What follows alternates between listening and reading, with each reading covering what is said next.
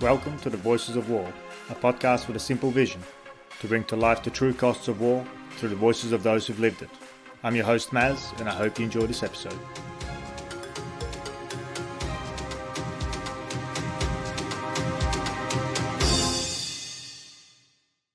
I'm here with Judd. Ash and I went through our Army officer training at the Royal Military College, Duntroon, all the way back in 2007. Since then, Ash spent about 8 years in the Army and is a veteran of the war in Afghanistan. And due to his experiences of that war, and because of the things he had to do in the line of duty, Ash faced significant challenges and was ultimately diagnosed with post-traumatic stress disorder. In the years following, he became somewhat of a spokesperson for lifting the veil of shame on PTSD. Ash, thanks for taking the time to speak with me. Great to be with you, Matt. Before we get into the experiences or your experiences of war, maybe let's backtrack a little. What made you join the Army in the first place? Yeah, thanks for asking. It's something I think about now, sort of like as getting older and now have 2 kids. The sort of the young man who made that decision to join the Army in the first place seems like a million years ago.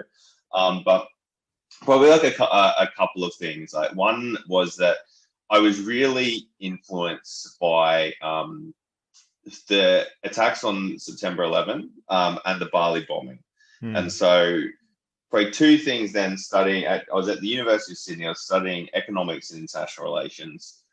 So thinking about sort of national security policy, part of like my studies and what I was thinking about. And then went on a student exchange to the University of Texas at Austin and sort of spent some time in 2004. So just a few years after September 11, was in New York in 2004 when they still had sort of like National Guard soldiers like at subway stops and stuff and things. Like got a real sense of like the visceral nature of that event for Americans. And a sense of like what it felt like to them to have like political violence visited on them. And so then in sort of like the overthinking, like undergraduate way that like young people think, like I just got that started like this sort of loop in my mind of, well, I think that political violence is bad. Therefore, I think if I think political violence is bad, we should do something about it. The war in Afghanistan in particular is something about it. Therefore, we should do it. Yeah. And then also I had a really strong feeling like I didn't really have a family military background of any particular depth. And so I had a feeling, well, if I think people should, like young men and women should go and fight this war, it'd be disingenuous if I wasn't willing to do it as well. And so this didn't come all through my head in the space of just a couple of beers, but that's about a year's worth of thinking, and that led me to enlisting in the Army. Yeah. What did your family think? As you said, you didn't have great military experience in your lineage. What did your family think of you joining? Oh, I think they were pretty surprised. Yeah, I think they were pretty surprised. But I'm a relatively sort of determined individual, so yeah. I think once it was clear that I was like serious about it, then they were supportive. But I think there was certainly a degree of I think when I finished high school, like they wouldn't have picked it, but neither would I have. To be fair. Yeah. So yeah. I mean, I guess my story is somewhat similar in that vein. And obviously, I fled from Bosnia from a war, and then I joined the Army as well, and my family certainly were surprised, to say the least. But maybe you can describe your life in the Army, or maybe even just the beginnings of the training at RMC, and then because you deployed pretty early on in your career. So maybe we can first delve into that. Firstly, what was it like at RMC? Yeah, absolutely. So I think was in the illustrious December 2007 graduation class, and graduated into infantry. So the first thing is it's probably worth saying about like RMC is like I was about to say I had a fantastic time at RMC, but I don't remember thinking that at the Yeah, time. that's right. Um, Yeah. I remember being pretty glad to leave, but like I look back on it really fondly, and I think that I was well prepared um, intellectually. Physically is like the easy part, but intellectually, physically, and to a certain extent, like morally and ethically, to do what was asked of me in Afghanistan. So like I look back on it and think, so whatever happened to my experience of war, I think I was for the role that I was asked to take on. I was quite well prepared by RMC, which ended up being pretty useful because so graduated into infantry. Went to the was posted to the 7th Battalion of the Royal Australian Regiment up in Darwin, and then found out like basically straight away that I was going to Afghanistan as a platoon commander. So I was actually on my like regimental officers basic course at the grenade range. I remember. Yeah. So like on like I'm still not even a qualified infantry officer, and got me and two mates who had been in the same company, an Almain company at RMC Duntroon, got told by our OC, yeah, you guys are going to Afghanistan. Wow. And so, to be honest, like my feelings about that at the time were very much like young professional officer and not particularly deep. Like, to be honest, mostly it was like an exciting professional opportunity. And I just felt really excited that I was going to get it, like not over other people, but like Yeah, but you were I was going. glad that I was going, and it didn't have to be other people like watch me be going, and I wasn't just going in some like um random staff role. I was going to be like an infantry platoon commander. It is at the pointy end. It is what ultimately you joined to Yeah, do. yeah, absolutely. And so this came along with our deployment to Afghanistan was the first mentoring and reconstruction task force. So involving sort of mentoring the Afghan army. And so the first, I think, and obviously there was sort of kinetic actions and combat on the previous reconstruction task force rotations, but this was the first that sort of had like as part of its explicit role in actively seeking to engage with the Taliban through the ANA. So yeah, then a period of pre-deployment training, which while well run was like a blur. And then, in I think September 2008, on a plane, and I remember, getting off the back of the Herc in Afghanistan, and you can see most of the mountains and a bit of the valley from like inside TK main base, as you and lots who have been there would know, and thinking, oh shit, like I've actually got to do it now. Yeah, Yeah, absolutely. exactly. And we'll get into that very shortly. I just want to touch on a couple of points you've made so far, and that's that you were well prepared, both morally and ethically, and physically, as you said, is easy. What do you mean by that? How were we all prepared?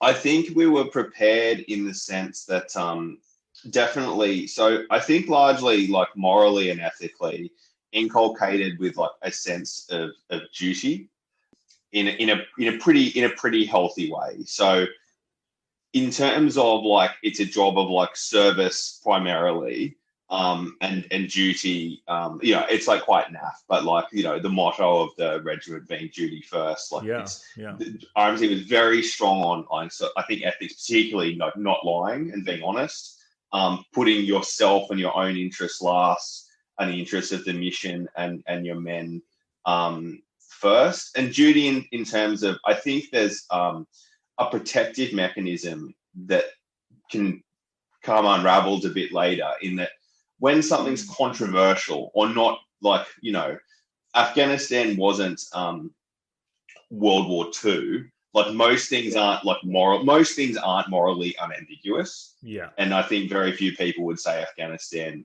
was morally unambiguous. And I think virtually no one would say that Iraq was morally unambiguous. But your focus was like on the bit of the war that you owned. we did not spend a huge amount of time. I didn't spend a ton of time thinking about like Afghanistan strategy per se until like I was home again, to be honest. But I had only one bit to do, and I was well set up to do that bit.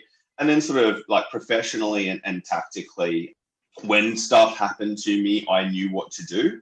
And I had been exposed to things like that in training environments under a degree of stress enough times that when it happened to me for real, I had the confidence that I would at least do tolerably well.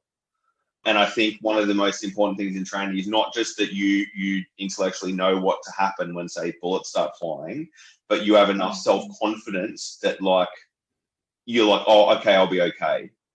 Because if you can't the first step to convincing other people that you're going to be able to do a tolerable job of something is generally being able to convince yourself. Yeah, convince yourself. Yeah. And I totally agree. I think that's a huge part of training, is to inculcate that sense of confidence that, hey, I've been through this, I've got the tools, I can do this, I can actually pull through.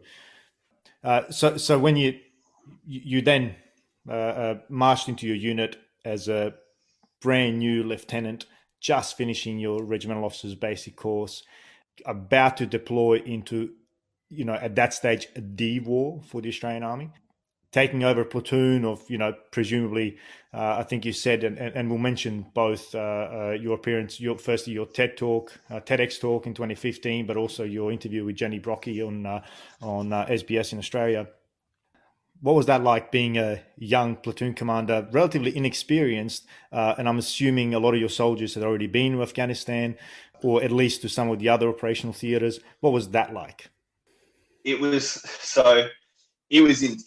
intimidating, but it's a good idea that they give these gigs to guys and girls in their early 20s. So like, in retrospect, I'm like, how did anyone take me the slightest bit seriously? Like, what business? What were they thinking? What business did I have? Yeah. But at the time, you're just like, oh, well, this is what I've got to do. Well, I'll be all right. Like, this is told me I'm going to do this. I'm going to do this. So, like, a bit of keen sense of responsibility, and then when you're like really early in your first leadership role, I think in the military certainly, but in other things as well, in those first months, you're sort of trying out styles a bit. And so I'm relatively laconic and laid back. And so I think it took me a while to settle into a version of myself and self-presentation that made sense for me.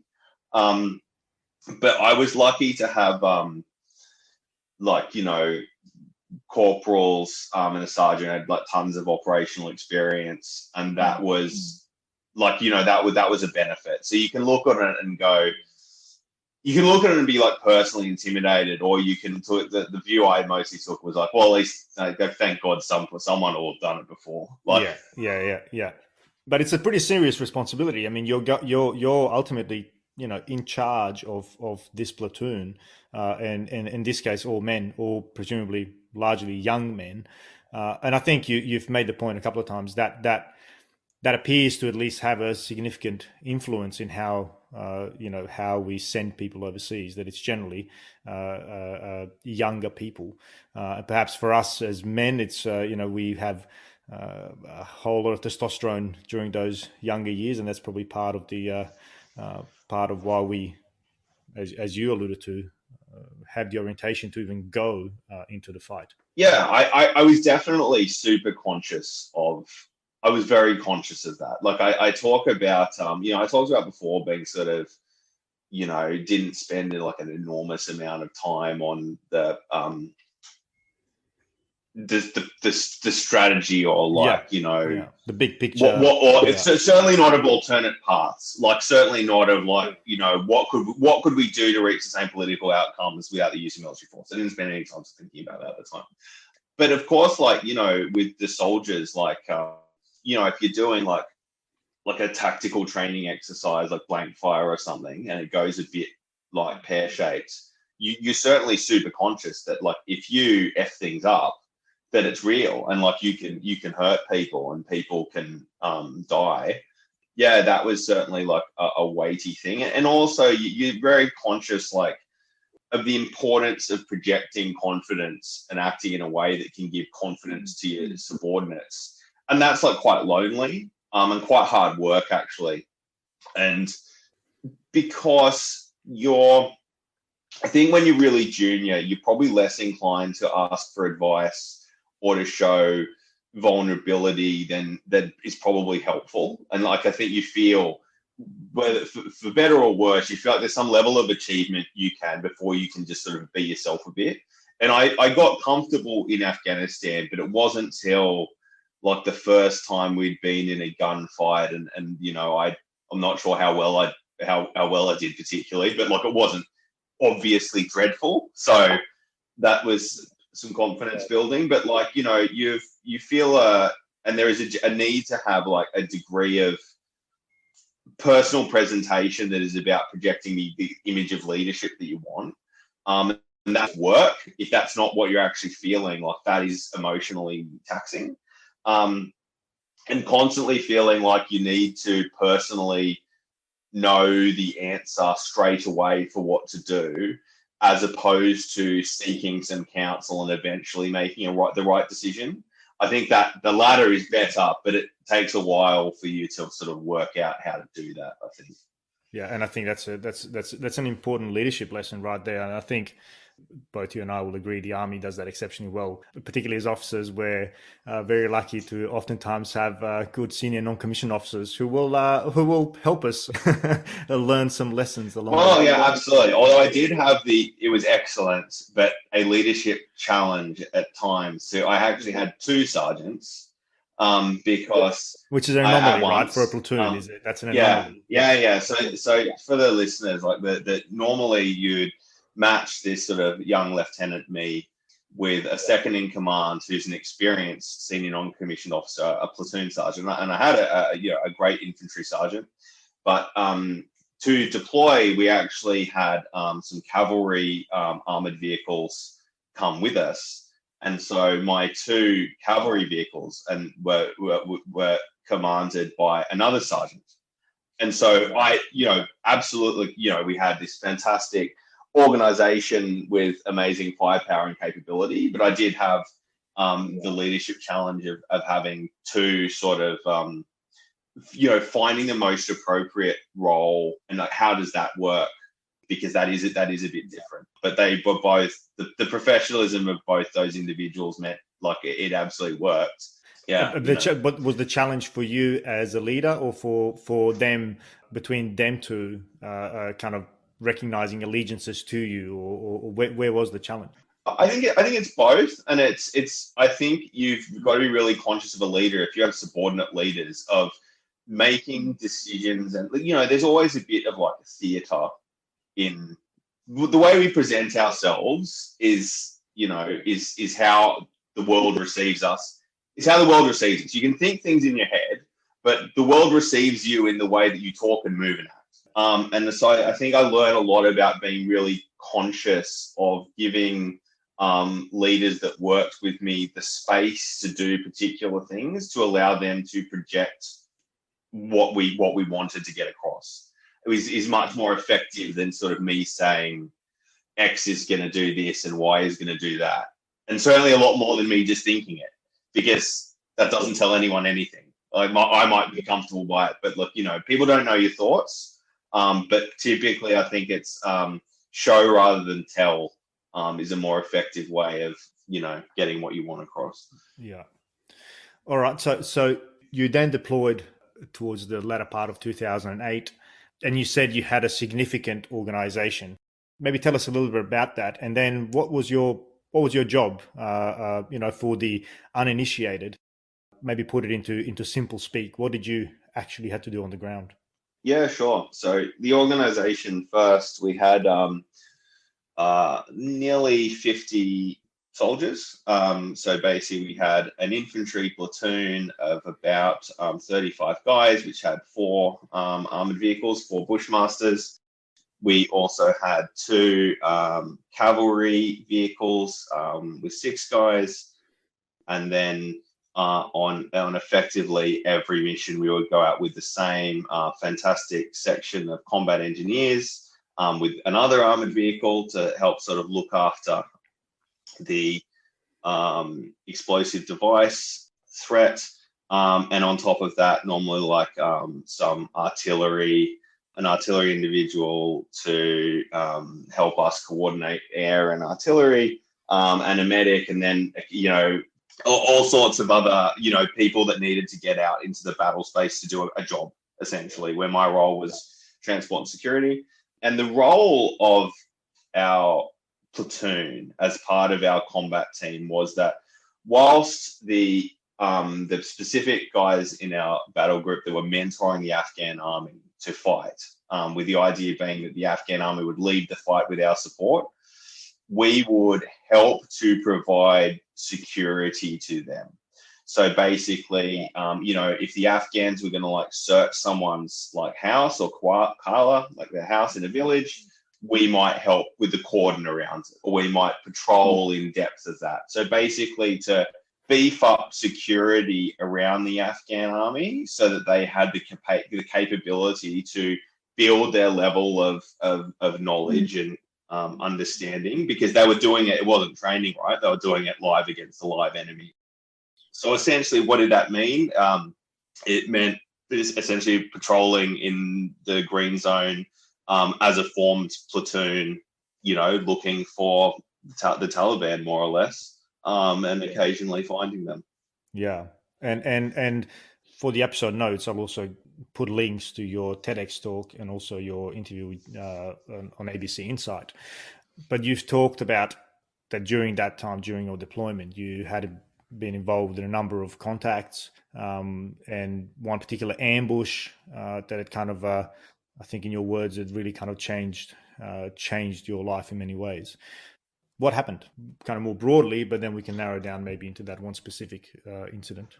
Yeah, sure. So I think the day I sort of remember most, or was the most influential, was in late December in 2008 in the Chora Valley, and we were doing a fairly standard mission for us at the time. And that's that the Afghan army were doing some searches of suspect houses, and we were forward of them, just patrolling to put essentially sort of a bit of hard shoulder between that activity and where we suspected the Taliban were. It was a cold, clear day, and we'd been patrolling for a couple of hours, and just had a sense that the enemy were just their patterns of life, and there was very few civilians around, and it just felt like something bad was going to happen. But it felt like that for 2 hours. How did you feel that? What do you mean you felt that? And it really was a feeling, not like intuitive. I think that once you spend, we spent like 95% of the time out in the field, right? So you get to understand what the village atmosphere is like when nothing's going to happen, and then when it doesn't reflect that way. So, typically you see people in their fields, like working, cooking smells from inside compounds, road traffic from the ubiquitous red motorbikes, just people living their life. And when you don't have any of that in what are populated villages, then you start to wonder, right? Because that can be a sign of there's a precursor for an attack. And why is that? Why could that be a sign? Just for those again who are not necessarily familiar with the context, why would that be a sign? Yeah, for sure. Yeah, sure. So essentially, the locals live an extremely trying life, and undeniably, and for obvious and very fair reasons, if they get a sense whether they've been told by the Taliban or that there are unfamiliar fighters in the village, they will try to reduce their involvement in the conflict as much as humanly possible, and they'll do that typically in a way by just removing themselves to their homes or walking away, and not telling, it's not, they're not come out and tell us typically, which is something I found frustrating at the time, but is completely understandable now, because in an environment of great uncertainty. They're literally just trying to survive, and they will reliably do the thing that is most likely to have them survive, another day or another week. And I think when you're trying to keep your family alive, like you think in pretty short time frames, and equally, as can be seen many years later, where the place I patrolled, still aren't secure from the Taliban. People had a hard time believing our promise that if they would be fully supportive of us, they would have some greatly enhanced level of security. I mean, we were not able to provide that. Tried, but were historically and persistently unable to provide the people of the region the things we said we would. And anyway, so they wouldn't tell you, but you could tell from their actions whether something was up. Yeah.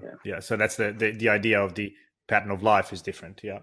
Yeah, totally. And so then the patrol was basically nearly over in that, I think the Afghans had, I think, just about wrapped up searching the compounds. And then there was, some activity over sort of behind us.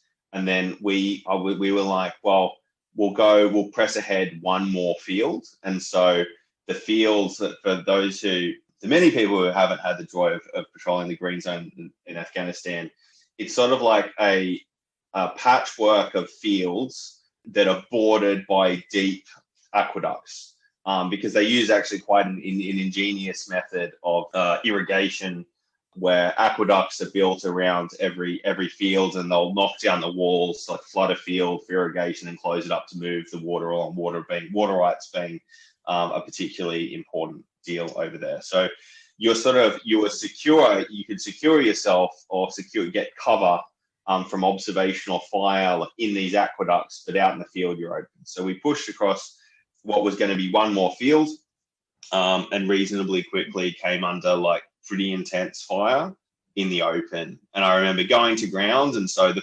first RMC drill sergeants would be proud. The first 3 seconds went all right, run down, crawl, observe and fire. So that, we got that far. All good. And I was just you could hear the whip of bullets and see bullets strike around me and around the half section I was with. And I just literally, my biggest recollection is thinking, I'm gonna get shot in the fucking face, and I just hope it doesn't hurt. Being this is it was really, really intense. And then when I talk about, and I remember my vision narrowed, and the sound it just felt like everything was in slow motion, and my brain was sort of just struggling to cope with the whole idea this was happening. And I think this was just half a second, and then I remember everything the world turns back on again, and I made I don't think it was a particularly insightful tactical maneuver, but at least I said something. And there was a wall off to our right, and I'm like, well, we'll go over there then. Yeah. Let's get to that wall. I suspect you didn't say it in such a cool, calm, and collected manner at the time. No, yeah. I would like people. Well, it'd be great for people to see I was just the Pink Panther, super chill over there. No, I don't think I was. Chaps, let's wander on over that way. Yeah. Yeah, exactly. And then so we got to the wall. The soldiers with me displayed relied on their training, great composure and courage, and covered each other's movement by fire. And guys deliberately stayed out in the open until someone moved around them. And so then relatively shortly, that movement essentially separated two parts of my platoon. Very shortly after, one of my soldiers, Private Matthew Pepe, was shot very badly in both legs. And so the remainder of the next hour and a half were an attempt, ultimately successful, to evacuate a wounded casualty while we were pretty well surrounded, and at times having a grenade range gunfight with the Taliban. And so the sort of tactics and things aside, I really did feel that it was entirely possible that we weren't going to get out, or at least not all of us, like that something terribly, terribly bad could happen. And so when we ultimately did and got Matt to the helicopter and he thankfully survived, that was like an extraordinary feeling of relief, but also like a real discomfort. Like that wasn't good, or that came much closer to the edge than I might have wanted to. And that day was like, I don't think there was anything sort of like magical about what I did. I think the soldiers, my soldiers, and two of my corporals in particular, performed with incredible courage and bravery and composure. What makes you say that? You single out two particular corporals. What makes you say that? What did they do? I think that their names are Leon Gray and Nathan Webb, to give them a shout out, but they commanded their sections in really difficult circumstances, with a PHQ that was sort of split. No real, like not often, like the sort of arc of fire was like 270 degrees. So not a great idea of where the enemy are, except that they appeared to be lots of places. Right. So is that what happened? Like, you at least perceived or were surrounded? Is that what happened, or what did it look like on the ground? Yeah, like it's hard to tell. We certainly perceived we were surrounded. At different times, we were fired at from all points, but it's hard to know. Was it any one time? Were they on all points?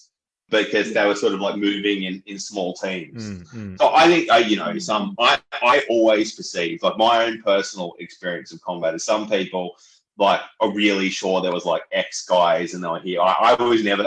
My perception was I was never that sure about anything that happened in any of them. And I think reliably you can ask 10 people and get 15 answers. And I'm not sure my answer is any more credible than anyone else's. But certainly, like, we perceived we were being surrounded, and certainly we were fighting an enemy who was moving around and flanking us. That was definitely happening. And so I think that what my guys, like these corporals and the soldiers, did was, like, everyone did their job.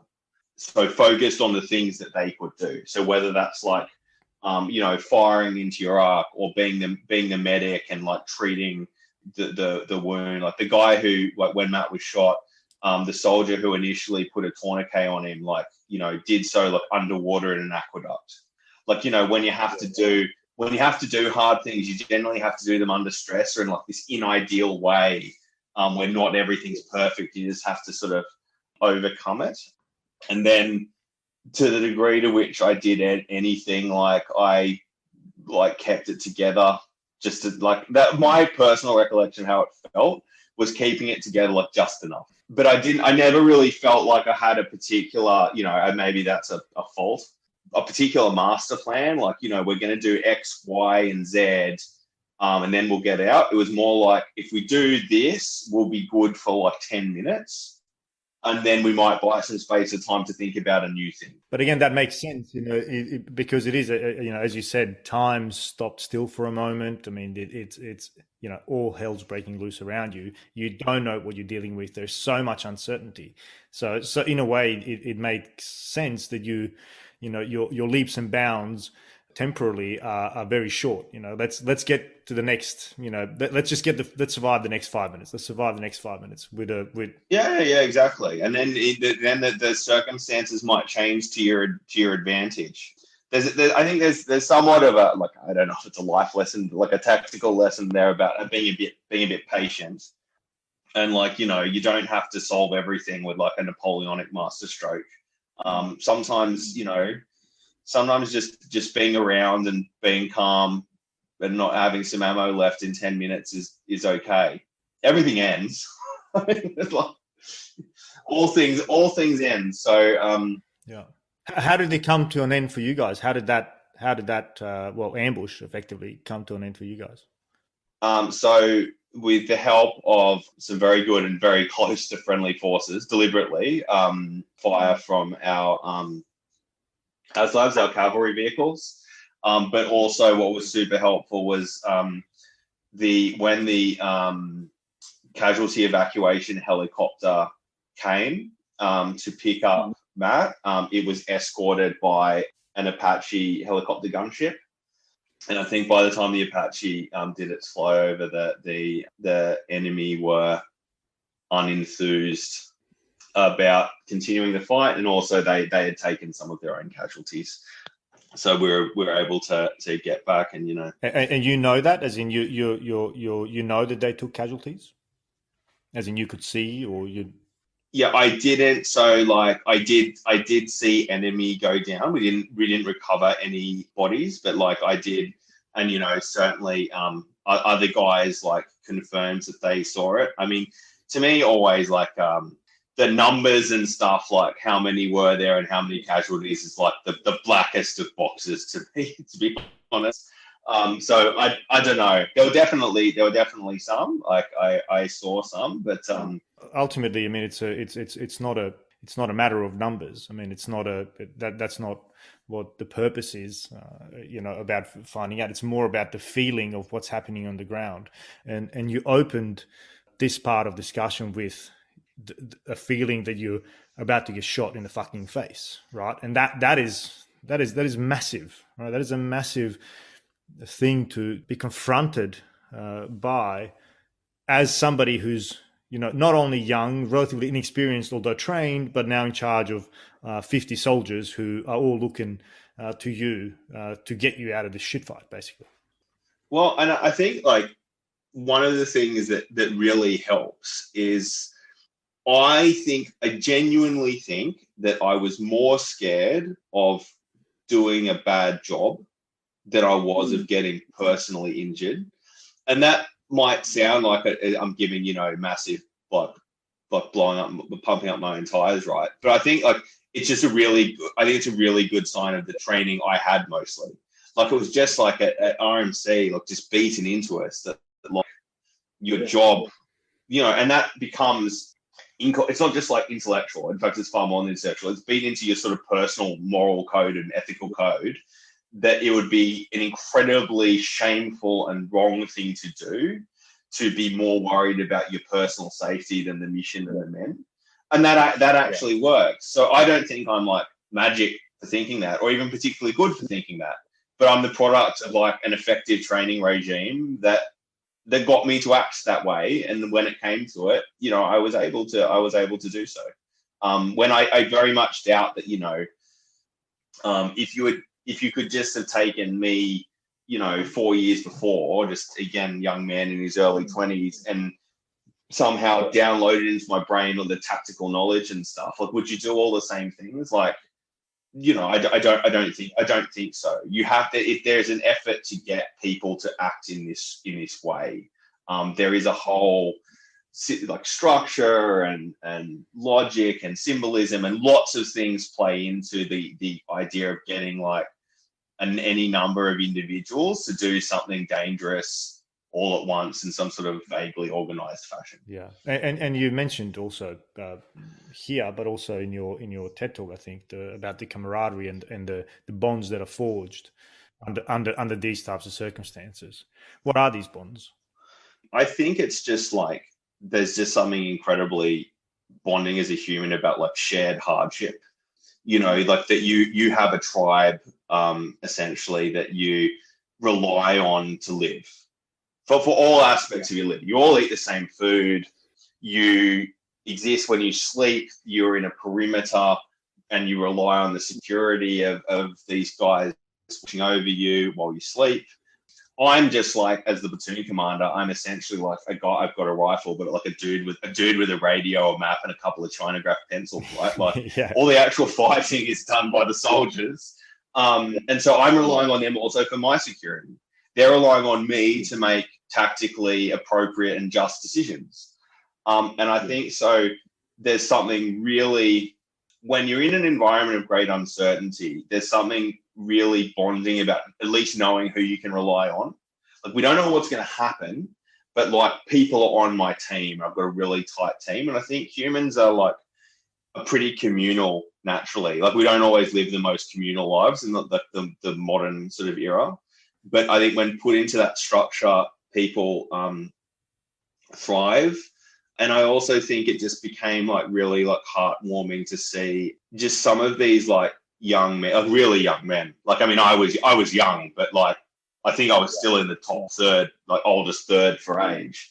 Do like really like great, just do just really great things in terms of like whether it be sort of acts of moral courage or just selfless looking after their mates, or just even just simple things like just being incredibly reliable. Like the fact that one of the things I always reflect on, like some people might think is a boring thing that I was always very proud of my platoon, was that I knew if you could say, if there's a gunfight going on here and there's enemy like forward, left and right, that if I task 3 guys to look back, that they'd keep looking back, which is not the easiest thing, right? Like, but that's the sort of stuff where like, I think you start to feel that the organization is in really good shape, but which I think it was.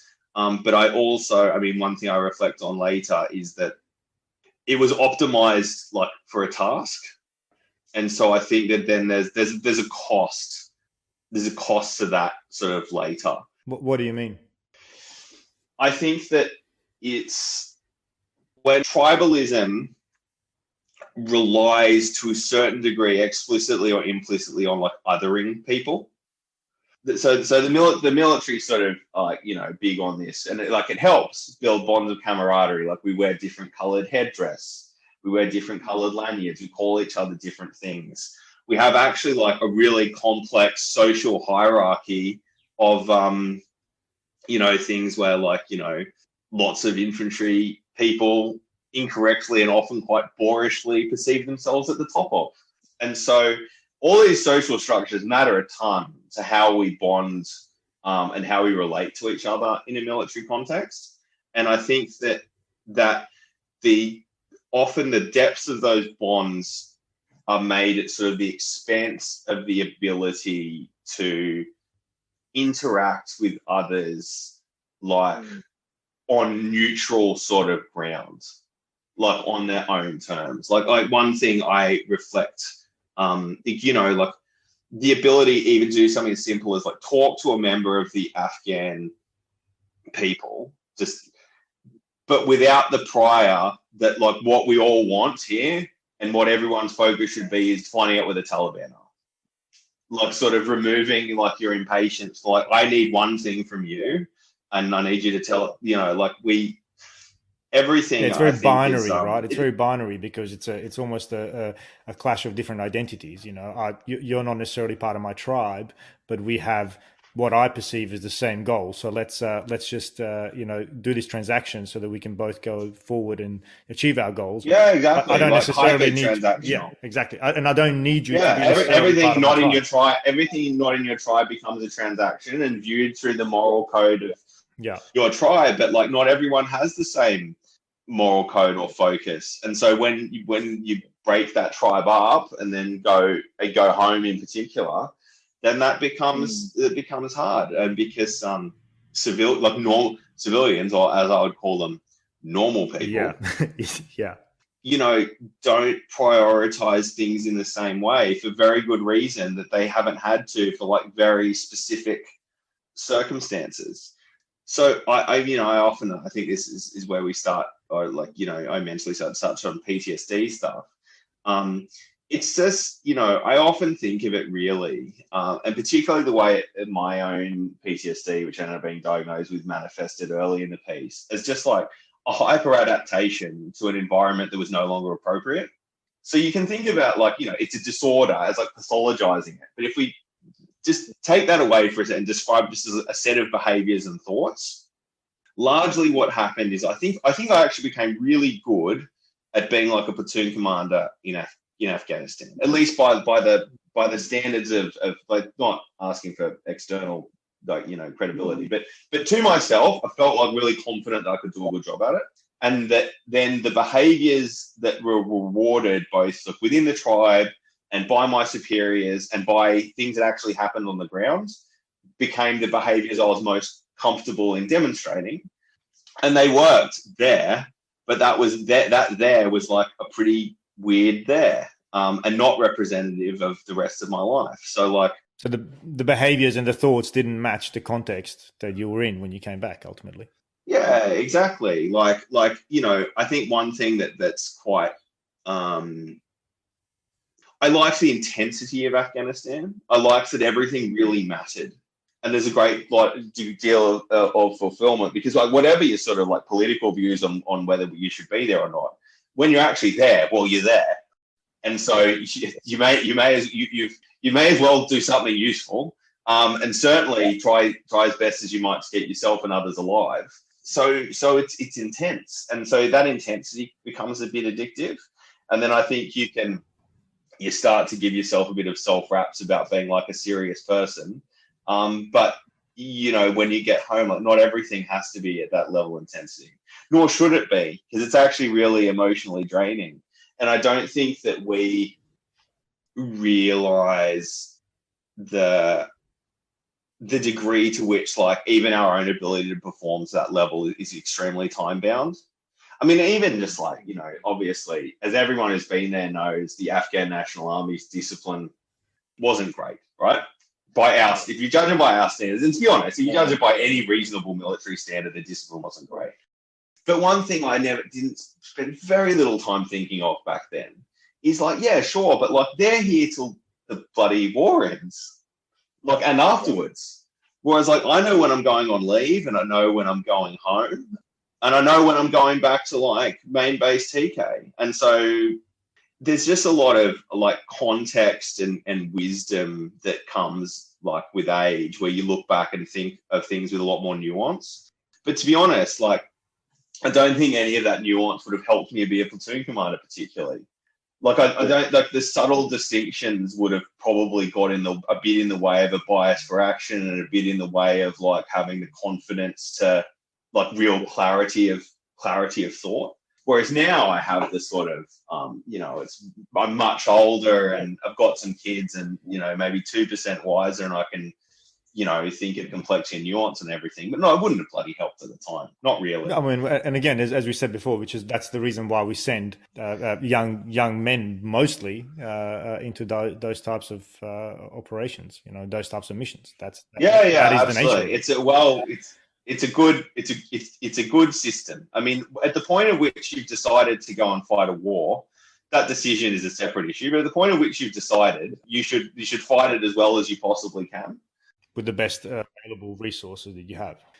So just referring to, and probably this is probably what you meant in your TED talk. You mentioned that you loved combat, that the war is intoxicating, it was all consuming, that there was, it was horrible, but also had a beauty. Is that what you meant? That when you were in Afghanistan, you were just talking about that, what it was like for you to be in Afghanistan, that you were operating at your peak performance, you were operating in a context where you had found what the rules were, what your behaviors had to be to achieve the right outcome. Is that what you mean by the war was intoxicating, that you loved combat? Yeah, absolutely. So you feel like you're operating at peak performance. You feel like you're doing things that matter. So you're getting constant intrinsic reward. You're able to build a team to a really high level performance, because very rarely for the world they have nothing else to do. So they don't have any competing distractions, and actually at a very minimum you have high alignment, because if we can agree on nothing else, everyone wants to live through the thing. And you don't have a phone buzzing distracting you. You don't have kids to go and pick up from school. You don't have exactly. You just got this one big thing. And also, to be honest, I look back and my position as an infantry platoon commander had a degree of prestige to it, which I liked. And you get into gunfights, and that has some prestige to it. And I'd be lying if I say I didn't like that as well. And then probably, I'd read too much Hemingway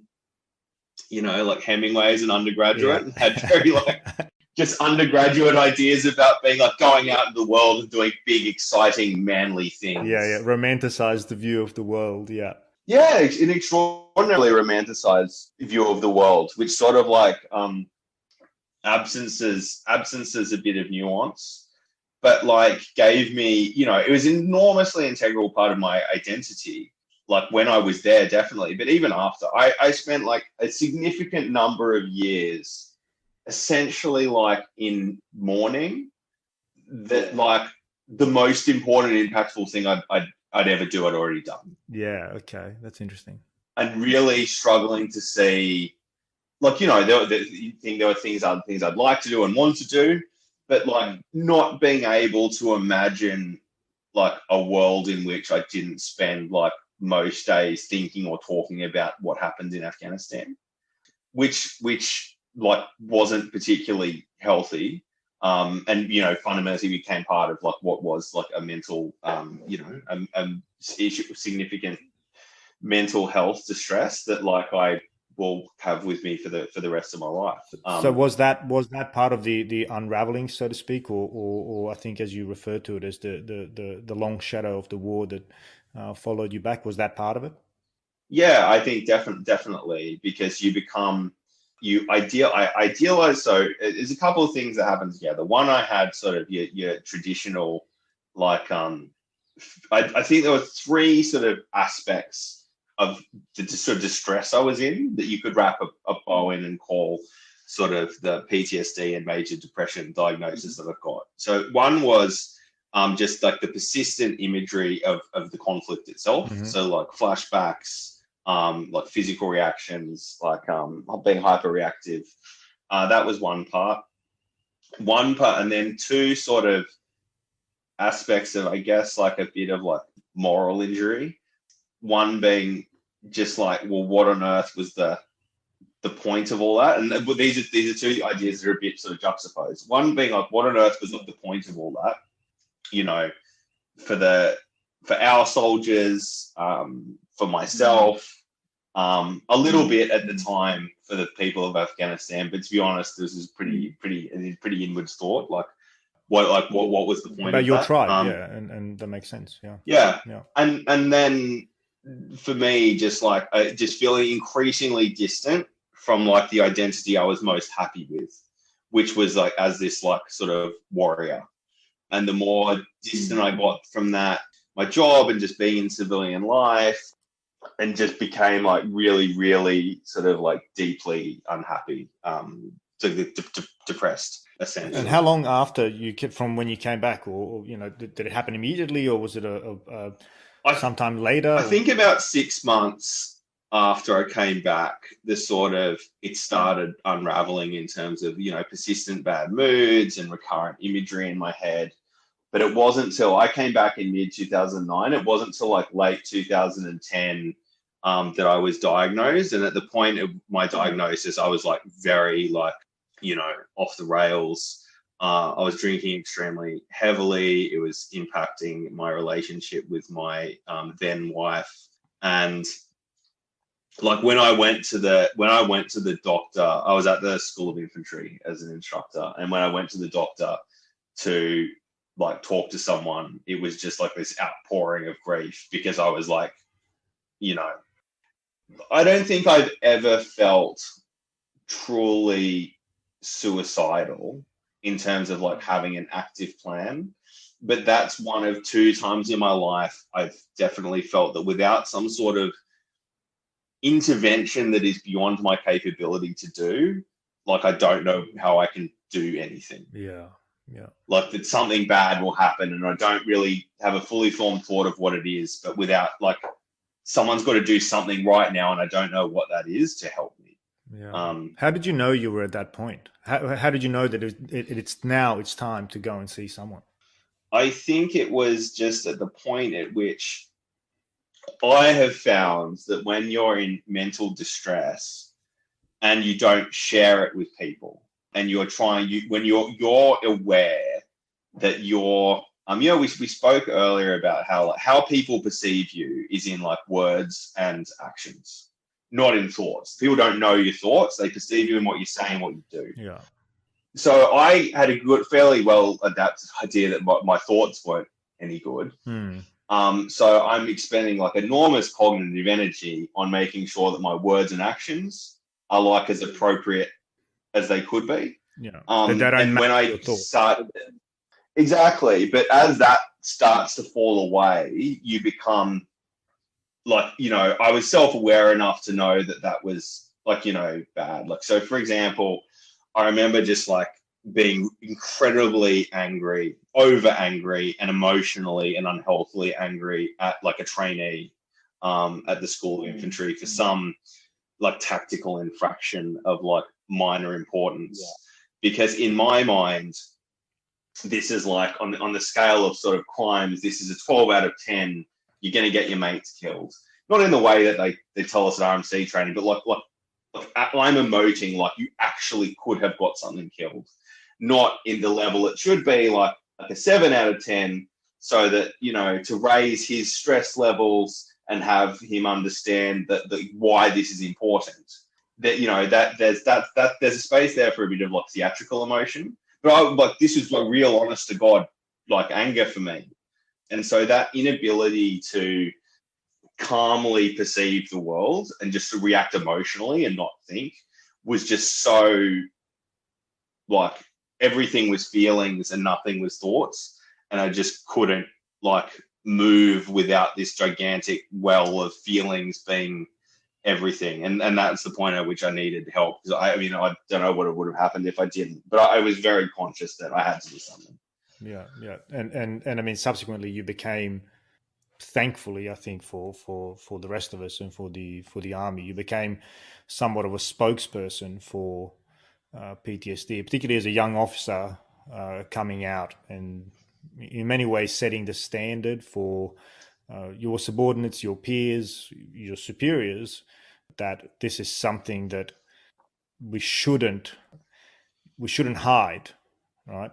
What made you take that leap? Because that's and this is something I've congratulated you for before, because that takes a lot of courage coming from the environment that you did, particularly as an infantry officer, where physical and mental toughness perceived as the be all end all, and because of the overwhelming, perhaps not so much now, but certainly in those days, the overwhelming stigma that's attached to mental illness, PTSD. Yeah. So I think that the first thing I had to do was give myself a little bit of space to feel better. So like the coming forward, I think it's important to say, like, I needed to sort of build up some strength and sort myself out a bit before I did that. But when I got a little bit of brain space, and also like, one thing. Sorry. At this stage, just to clarify, at this stage you had started treatment, right? Yeah. At this stage, I'd started treatment. I think by the time I came out in any way at all publicly, like I'd started treatment. I think the thing to understand is that I was in treatment firstly before I came out for a while to sort of get the strength and sort of perspective and like brain space to even think about it. But one of the things that I reflected on was that I just didn't have like, it would have been easier to come forward if I'd had a role model of like no one else had really done it, right? And like to be clear, the way I was aware of. To be clear, I never expected that it was going to be like the 1970s, and that if I said I had PTSD, everyone was going to be like, "Oh, well, like you're a linger and like not talk." Yeah. Of course, I didn't think any of that was going to happen.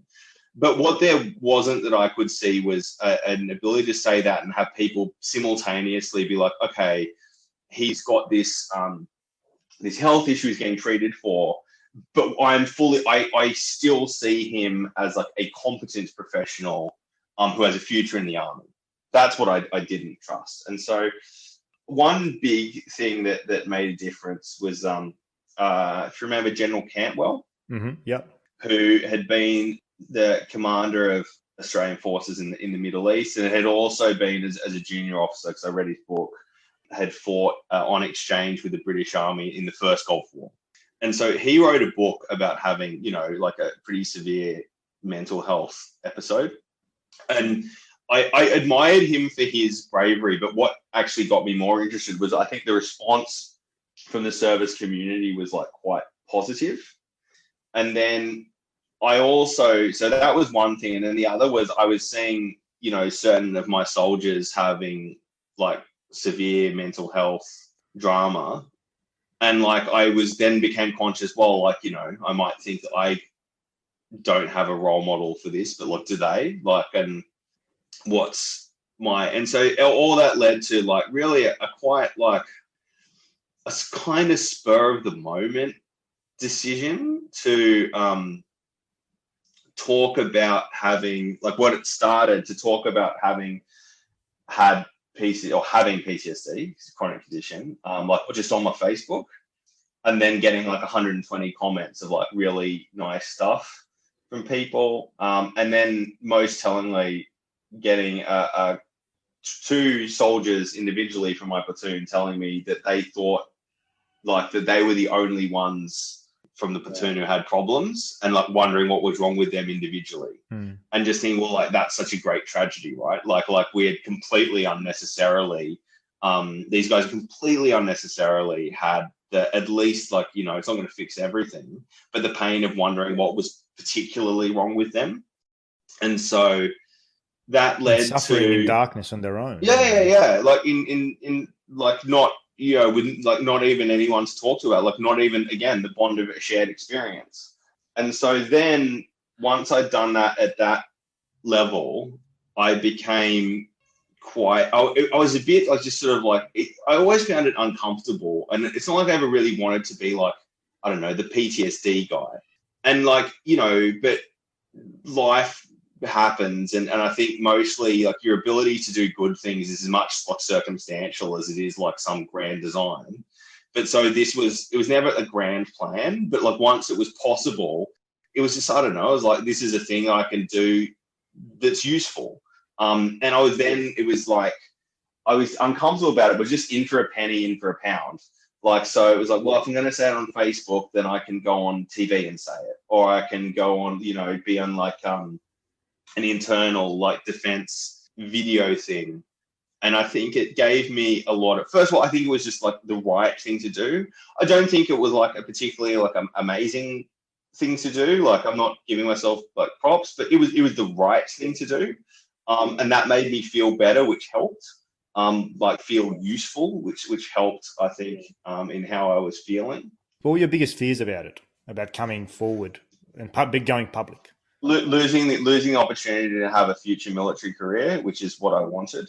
And also just like the being felt sorry for. I used to talk about like my nightmare scenario was constantly going through life with people just asking if I needed a cup of tea. Like, yeah. You all right, mate? Like, you all right, mate? And like, because at this time, like till to like a really unhealthy extent, like I think now, like one of the things I've done in my life was I was an infantry officer. And I'm very proud of that. I really enjoyed it. It was very incredibly formative. But like, I'm not an infantry officer now. And like the first thing I say when I describe myself is not that I'm an ex-infantry officer. Yeah.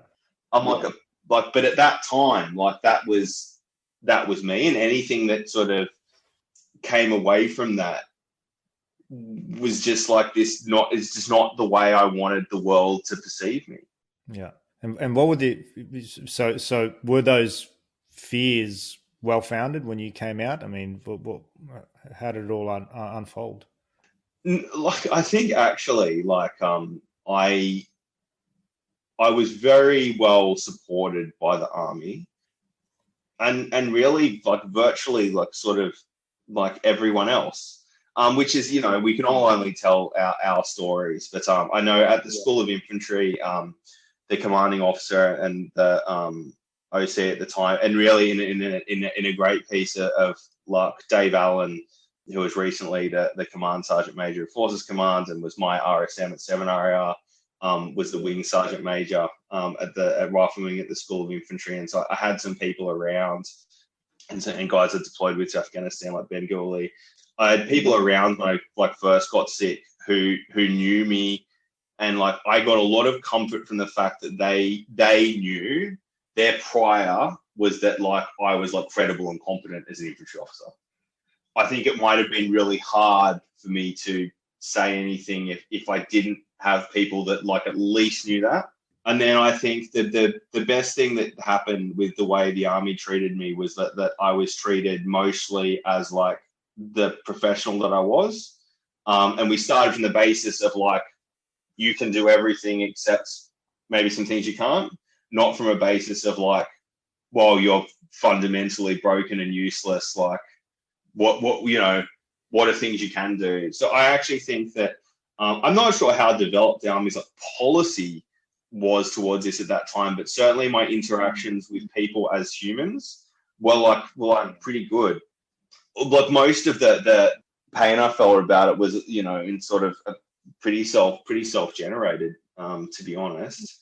And then, I got like pretty extensive treatment, which was like painful and tedious at times because it's hard work, but ultimately, improved my like had I stayed in the army, I would have been able to deploy and do all those things and continue to have a career. And maybe for those who find themselves in having similar thoughts or in doubt as to how they should take their own mental states forward, what does treatment look like? And I'm completely conscious that it's highly individualized, right? But what did your treatment look like? Yeah, sure. So it had a couple of arms to it. So for the vast majority of the past, what is it now, 10 years, I have been taking antidepressant medication, and which I went on like quite early in my treatment into because I required a bit of like mood stabilization. So for some people, it includes going to a psychiatrist, so like a medical doctor, and potentially prescribing some medication. And then secondly, like some talking therapy, which is typically like cognitive behavioral therapy, which basically, like if I can sum it up in a sentence poorly, because I was the recipient, not the giver of the therapy, thank God, to learn how to remember things without reliving them. Right. So that a memory doesn't become, we as humans can remember images, even painful ones, at a much more muted level of emotion than we experienced in the first time. But sometimes for people with post-traumatic stress disorder, they're not really experiencing memories the way we commonly understand memories. They're experiencing the memory as if it's happening again, which can be sort of like very like disruptive and threatening. So it's not like you're never going to forget that it happens. You actually need to remember it happened. You just need to remember it as a memory, not as like a present event. Yeah. Which I guess, and just to clarify a point, and perhaps that's that's an important point to make. What you just described there ultimately is PTSD, right? Yeah, it is essentially. You can't delete the memory, right? But what PTSD ultimately is that when you remember that memory, you end up reliving all the emotions, sounds, smells, Yep. everything else that is associated. Is that accurate? Yeah, absolutely. Your brain's sort of doing that as a protective mechanism to give you and then fills you up with cortisol and adrenaline to give your like lizard brain is giving you, or the least developed part of your brain is giving you what your body needs to put up like a fight or flight response. But that's not helpful because you might be in like aisle 8 at Coles, like looking for like pasta sauce. And so, and one thing that I would sort of add to that is like how I think about like PTSD now, like which I still have, and like I have I had a bad run of mental health in 2018. So I wasn't even in the army anymore. That resulted in me like spending a couple of months away from work and going back on medication. So which I'm still on now, and I imagine I'll be on for the rest of my life. So it was a reminder that this is sort of like a chronic thing you always have. Is like the way I see it is like my brain works a bit differently to how it might have if I'd never gone to Afghanistan, but in good ways as well as bad. So like I certainly think when I look back on how I was before this, there are things that I've just learned about myself and the world that I don't know, maybe I could have learned them some other way, but this is how I learned them. Like, so, a degree of like empathy, like I'm a much more empathetic person than I was before all this happened. And I think much more able to see, seeing in myself, I think I've done some things to like some moderate degree of success, but I've also been at times of like really, really pronounced distress and unable to do very basic things at all. And so I guess having had the experience of seeing that can happen to me, I like to think I'm much more able to pick the good from the bad in others in like a much more nuanced way, and really to give people the benefit of the doubt generally, and to generally assume like good intention, because I think, and my sort of being public about my own mental health started from a base of just sort of taking a punt that most people were pretty all right. That sometimes institutions are bad at things, but like most people are pretty okay. And most people will act decently if you give them a chance. And that I've been like, that decision has been like rewarded like time and time again, for me. And I'd like to think I try to like apply that in my own life, and that my own experiences say that, that remains a way to go. Yeah, no, that's powerful, and that's a fantastic insight into life. I think. I mean, it's you've been dealt some tough cards, but you've realized that, and you increased your own level of self awareness. It's allowed you to build bridges that perhaps would never have existed otherwise between you and others.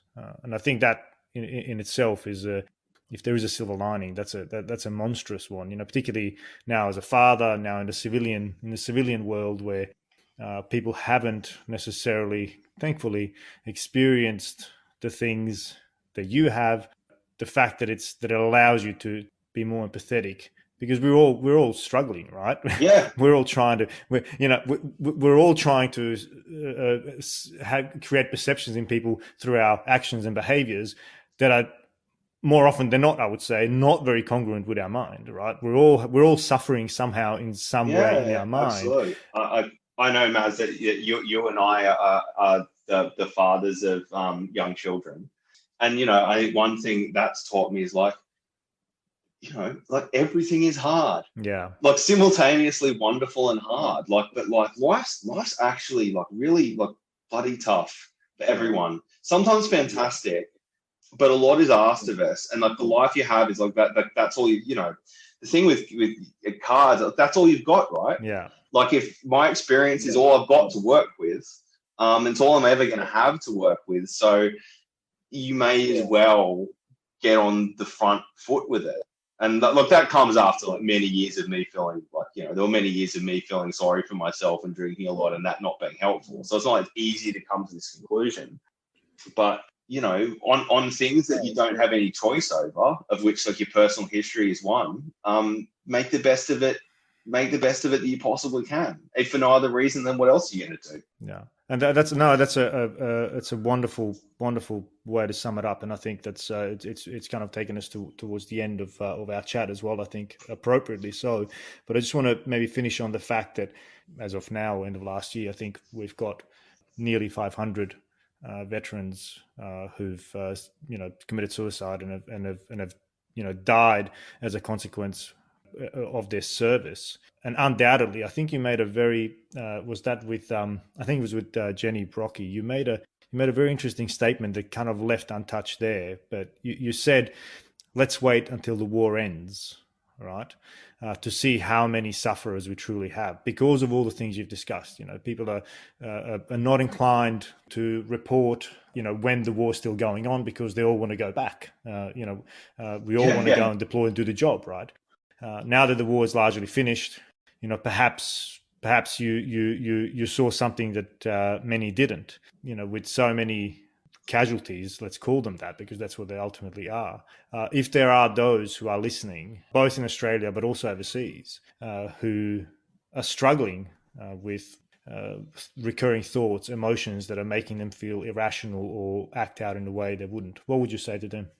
I would say, firstly, that like, it makes complete sense that you feel the way you do. It's not, you're not weird or strange or broken.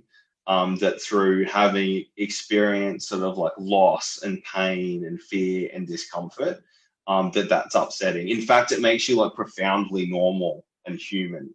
And so that the first thing I'd say is like, it's in that sense, it's okay that you feel like this. It's like, it's normal for you to respond to war in a way, to find it confronting and shocking. It says fundamentally good human things about you that you are confronted by it. But then I would say that you are important and you have a life that matters, and that it's really hard to talk to people. But my instinct is that if you reach out for help, you'll be surprised positively far more than you'll be surprised negatively. It doesn't mean that people won't disappoint you. Like, it does not mean that. And it doesn't mean it'll be easy. But there are definitely people who want to help and are willing to, because your life matters. All people matter, but you've also done a tremendous thing in giving, some of your youth and time in the service of something bigger than yourself. And so, like, we owe it to you, as like, not just like as an army, like as a society. Yeah, we owe a deep debt to help you live like the life that you want to live. And that's hard work, but it's possible. So, I'm not going to be chosen to come up with like a pithy 3-word slogan, because I think I just spoke for 5 minutes. But that's what I would say to them. That's wonderful, and that's I think a wonderful message to leave it on. I know I've taken far more time than we initially agreed. No, it's Ash. My pleasure. I just have long-winded answers. It's my brevity. No, it's it's absolutely wonderful. No, I think you've and I thank you both for being so candid and open about your experiences, but also for still being the leader that I remember you as back from RMC, and doing those things that you would hope others would do. So thank you very much for that. I think it's a great testament to your character and your moral courage. And I look forward to the next time we catch up over a beer. Fantastic. I do too, Maz. And cheers for this. This is this podcast is a great initiative.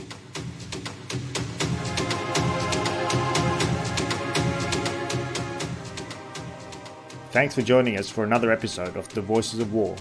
You can access all episodes on www.thevoicesofwar.com or by subscribing wherever you get your favorite podcasts. And while you're there, please give us a review, as we'd love to hear what you think. If you'd like to recommend a guest for the show, you can reach me on info@thevoicesofwar.com.